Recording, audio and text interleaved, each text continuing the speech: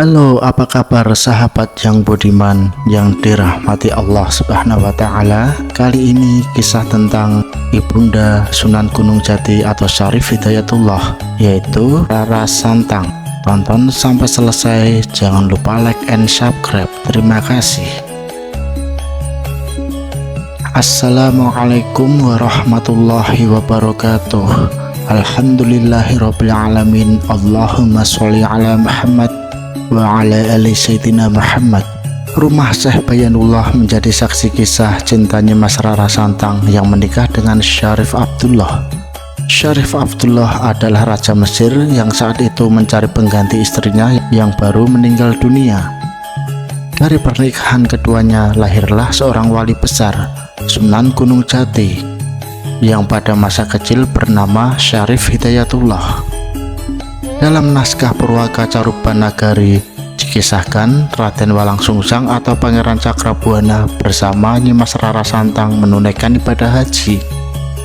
Keduanya berangkat haji diminta gurunya Syekh Dzatul Kafi.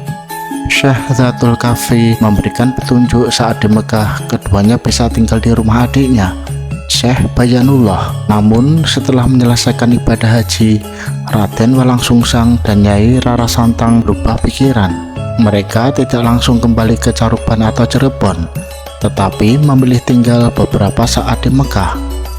Keduanya ingin menyempurnakan ilmu agama Islam kepada Syekh Bayanullah.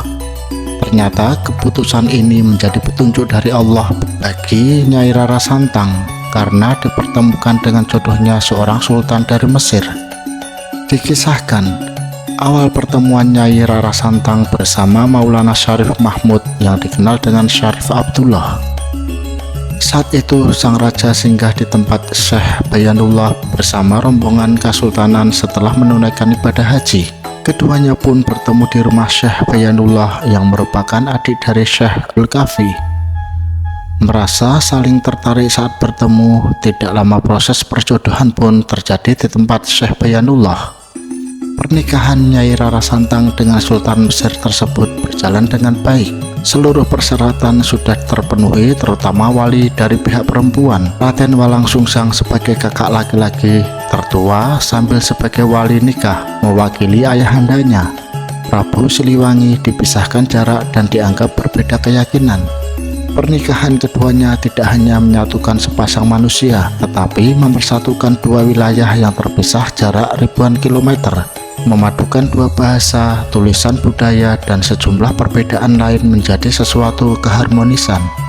Dari pernikahan Nyai Rara Santang dengan Sultan Maulana Syarif Mahmud, kemudian dianugerahi dua orang putra. Kedua putra mereka nantinya sama-sama menjadi penghulu umat di wilayah masing-masing.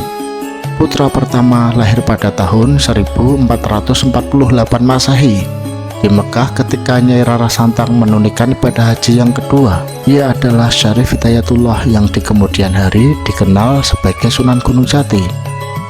Sunan Gunung Jati menjadi penghulu umat di tanah Caruban, bertanggung jawab terhadap wilayah yang sampai hari ini dikenal sebagai Kesultanan Cirebon. Sedangkan putranya yang kedua bernama Syarif Nurullah, menggantikan posisi ayahnya menjadi Sultan Mesir. Syarif Nurullah sesungguhnya hanya menggantikan sang kakak Syarif Hidayatullah yang menolak menerima tahta. Sunan Gunung Jati menginginkan menjadi guru agama Islam dan memilih pergi ke tanah Jawa. Inilah kisah Nyai Rara Santang, ibunda dari Syarif Hidayatullah atau Sunan Gunung Jati. Wallahu a'lam bishawab. Wassalamualaikum warahmatullahi wabarakatuh.